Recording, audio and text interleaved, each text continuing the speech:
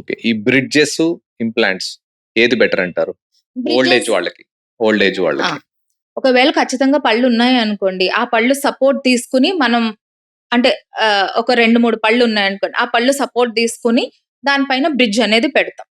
Bridge అంటే ఏంటంటే, ఉన్న పళ్ళని సపోర్ట్ తీసుకొని, లేని పళ్ళు కట్టడం అనేది bridge. That is the oldest method. ఉన్న పళ్ళు సపోర్ట్ తీసుకొని పెడితేనే అందులో బ్రిడ్జ్ లాగా వస్తుంది.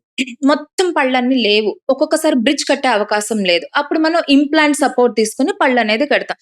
ఏది బెస్టా అంటే బ్రిడ్జ్ కూడా బ్యాడ్ ఆప్షన్ ఏం కాదు.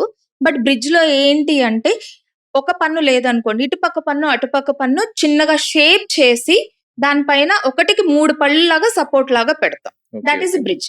ఇంప్లాంట్ అనుకోండి, ఒక పన్ను లేకపోతే అదే ప్లేస్‌లో మనం ఇంప్లాంట్ అనేది పెట్టేస్తాం. పక్క పళ్ళనేం డిస్టర్బ్ చేయం. అందుకే అది అడ్వాన్స్‌డ్ అంటాము. ఇంకా ఇంప్లాంట్ అనేది ఇట్స్ ఎ పర్మనెంట్ ఆప్షన్ అని చెప్తాం. Permanent option. ఎందుకంటే ఇంప్లాంట్ అనేది మన ఎముకలో పెట్టడం వల్ల దాని చుట్టూతా బోన్ ఫార్మేషన్ అవుతుందండి. అది ఆస్టియో ఇంటిగ్రేషన్ ప్రొసీజర్ అని అంటారు.